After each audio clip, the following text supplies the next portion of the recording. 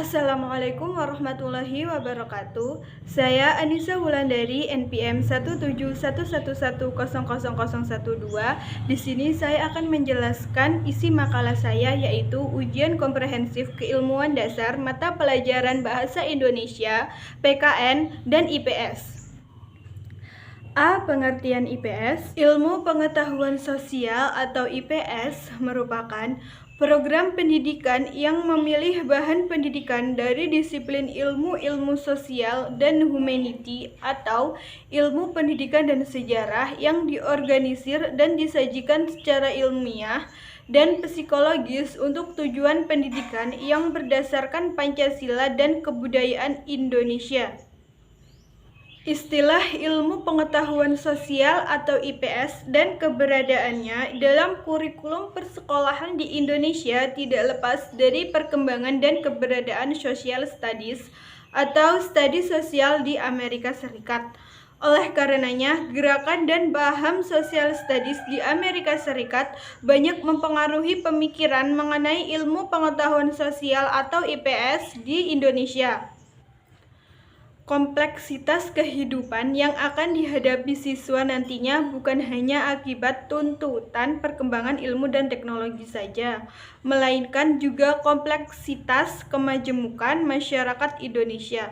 Oleh karena itu, IPS mengembangkan pengetahuan dan keterampilan yang berhubungan dengan manusia dan juga tindakan-tindakan empatik yang melahirkan pengetahuan tersebut. Sebutan ilmu pengetahuan sosial sebagai mata pelajaran dalam dunia pendidikan dasar dan menengah di negara kita secara historis bersamaan dengan diberlakukannya kurikulum di SD, SMP, dan SMA pada tahun 1975. IPS memiliki kekhasan dibandingkan dengan mata pelajaran lain sebagai pendidikan disiplin ilmu, yakni kajian yang bersifat terpadu, interdisipliner, multidimensional, bahkan cross-disiplinar. Kesimpulan dari pembahasan di atas adalah sebagai program pendidikan atau bidang studi dalam kurikulum sekolah yang mempelajari kehidupan manusia dalam masyarakat serta hubungan atau interaksi antara manusia dengan lingkungannya atau fisik dan sosial. Yang B, yaitu pengertian IPS di sekolah dasar dan bedanya dengan jenjang yang lain. Istilah IPS di sekolah dasar merupakan nama mata pelajaran yang berdiri sendiri sebagai integrasi dari sejumlah konsep disiplin ilmu sosial, humaniora, sains, bahkan berbagai isu dan masalah sosial kehidupan. Namun, di sekolah dasar tidak secara mentah mengajarkan secara khusus dalam geografi, sejarah, ekonomi, politik, atau ilmu-ilmu sosial yang lain. Peserta didik di sekolah dasar pada umumnya masih menggunakan dasar pemikiran dari apa yang mereka lihat. Pembelajaran IPS di SD menjadi penting ketika kita melihat situasi maraknya informasi tanpa batas yang perkembangan dalam bidang sosial tidak bisa kita bendung memberikan tantangan tersendiri dalam menghadapi kondisi tersebut. Istilah IPS di sekolah dasar merupakan suatu bahan kajian yang terpadu yang merupakan penyederhanaan, adaptasi, seleksi, dan modifikasi yang diorganisasikan dari konsep-konsep dan keterampilan sejarah, geografi, sosiologi, antropologi, dan ekonomi. Adapun perbedaan materi mendasar dalam pembelajaran IPS di sekolah dasar maupun di sekolah lainnya yaitu pembelajaran IPS di setiap sekolah tidak selalu sama ruang lingkupnya. Setiap daerah ataupun negara mempunyai latar sosial yang berbeda. Jadi, pembelajaran IPS disesuaikan dengan ciri sosial yang khas di daerah masing-masing. NCSS memberikan ruang lingkup dan tingkatan dalam pembelajaran IPS. Semuanya dimulai dari tingkat taman kanak-kanak sampai tingkat ke-12 atau tingkat sekolah menengah atas. Selanjutnya yaitu C, kedudukan IPS dalam kurikulum. Kedudukan IPS dalam kurikulum terletak pada kompetensi inti dan kompetensi dasar. Kompetensi inti yang pertama yaitu ada menerima, menjalankan, dan menghargai ajaran agama yang dianutnya. Kompetensi dasarnya mencangkup yang pertama, menerima karunia Tuhan Yang Maha Esa yang telah memberikan kesempatan kepada bangsa Indonesia untuk melakukan perubahan dalam aspek geografis, ekonomi, budaya, dan politik. Kompetensi dasar yang kedua yaitu menerima adanya kelembagaan sosial, budaya, ekonomi, dan politik dalam masyarakat yang mengatur kehidupan manusia dalam berpikir dan berperilaku sebagai penduduk Indonesia. Kompetensi dasar yang terakhir yaitu menghargai karunia dan rahmat Tuhan Yang Maha Esa yang telah menciptakan manusia dan lingkungannya. Kompetensi inti yang selanjutnya yaitu menunjukkan perilaku jujur, disiplin, tanggung jawab, santun, peduli, dan percaya diri dalam keluarga, teman, maupun guru dan tetangganya serta cinta tanah air. Kompetensi dasarnya yaitu mencakup yang pertama, menunjukkan rasa cinta tanah air dalam berbangsa dan bernegara sebagai perwujudan rasa nasionalisme.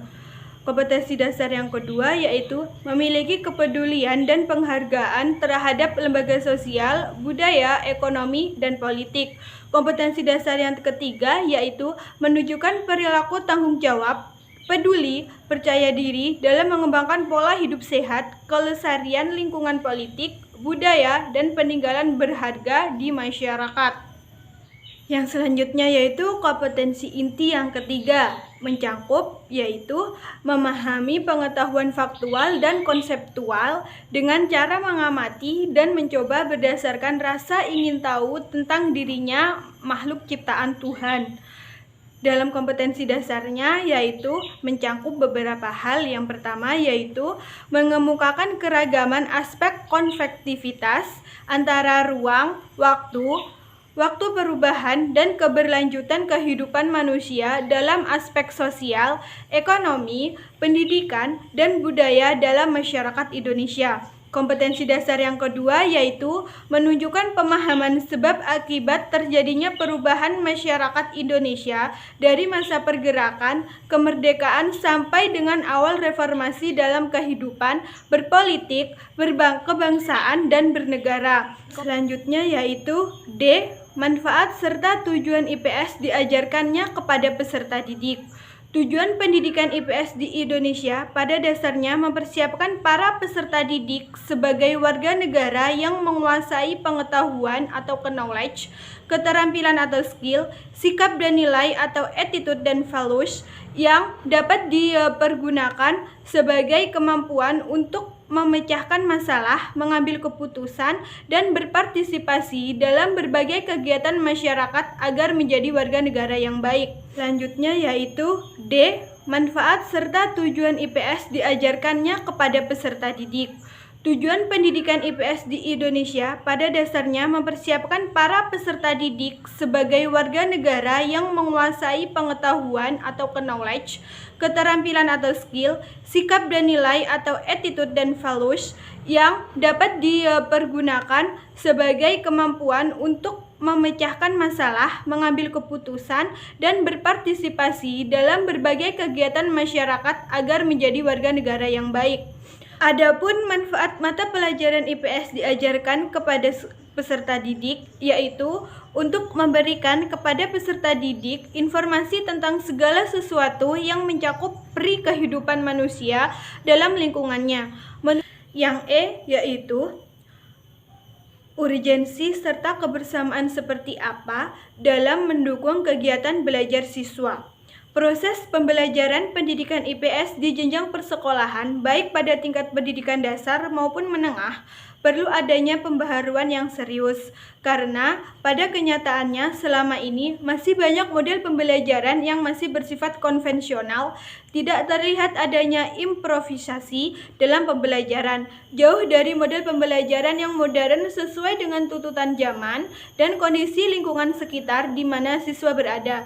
Salah satu contoh model atau pendekatan pembelajaran modern tersebut adalah model pembelajaran kontekstual. Model pembelajaran kontekstual tersebut dianggap sebagai upaya pembaharuan dalam pembelajaran pendidikan IPS. Pembaruan pembelajaran pendidikan IPS tersebut ditandai oleh beberapa ciri seperti yang dikemukakan oleh Sumantri, yaitu bahan pelajaran lebih banyak memperhatikan kebutuhan dan minat anak. Yang kedua, bahan pelajaran lebih banyak memperhatikan masalah-masalah sosial. Yang ketiga, bahan pelajaran lebih banyak memperhatikan keterampilan, khususnya keterampilan inquiry atau menyelidiki. Dan yang terakhir yaitu, bahan pelajaran lebih memberikan perhatian terhadap pemeliharaan dan pemanfaatan lingkungan alam sekitar. Yang selanjutnya yaitu F, ruang lingkup pembelajaran IPS meliputi apa saja dari kelas 1 sampai dengan kelas 6. Secara mendasar, pembelajaran IPS berkaitan dengan berbagai aspek kehidupan manusia. IPS juga berkaitan dengan bagaimana usaha manusia untuk memenuhi kebutuhannya, baik kebutuhan materi, budaya, jiwa, pemanfaatan sumber daya yang ada di permukiman bumi, mengatur kesejahteraan daya yang ada di permukaan bumi, mengatur kesejahteraan dan pemerintahannya untuk mempertahankan kehidupan masyarakat manusia. Pada jenjang pendidikan dasar, ruang lingkup pengajaran IPS dibatasi sampai pada gejala dan masalah sosial yang dapat dijangkau pada geografi dan sejarah, terutama gejala dan masalah sosial kehidupan sehari-hari yang ada di lingkungan sekitar peserta didik. Selanjutnya yaitu G, metode ceramah dan demonstrasi. Metode ceramah menurut Saiful Sagal adalah sebuah bentuk interaksi melalui penerangan dan penuturan lisan dari guru kepada peserta didik. Dalam pelaksanaan ceramah, untuk menjelaskan uraiannya, guru dapat menggunakan alat-alat bantu seperti gambar dan audiovisual lainnya. Yang selanjutnya yaitu metode demonstrasi. Metode demonstrasi adalah metode penyajian pelajaran dengan memperagakan dan mempertunjukkan kepada siswa tentang suatu proses, situasi, dan benda tertentu. Yang selanjutnya yaitu H, kelemahan dan kelebihan metode ceramah dan demonstrasi. Yang pertama yaitu ada kelebihan metode ceramah. Kelebihan metode ceramah yaitu sebagai berikut. Yang pertama, guru mudah menguasai kelas. Yang kedua, mudah mengorganisasikan kelas. Yang ketiga, dapat diskusi jumlah siswa yang besar. Yang keempat, mudah persiapan dan pelaksanaannya. Dan yang kelima, mudah menerangkan pelajaran dengan baik. Sedangkan kekurangan metode ceramah yaitu yang pertama, mudah terjadinya verbalisme. Yang kedua, membosankan untuk penggunaan yang relatif lama. Yang ketiga, sulit untuk menyimpulkan bahwa siswa paham dan tertarik dengan apa yang disampaikannya atau tidak. Dan yang terakhir yaitu ada siswa menjadi pasif. Dan yang kedua yaitu ada kelebihan metode demonstrasi. Kelebihan metode demonstrasi yaitu yang pertama, membuat lebih jelas, menghindari verbalisme. Yang kedua, siswa lebih mudah memahami apa yang sedang dipelajari. Yang ketiga, proses pembelajaran lebih menarik. Dan yang terakhir yaitu siswa termotivasi untuk aktif mengamati, menyesuaikan teori dengan kenyataannya.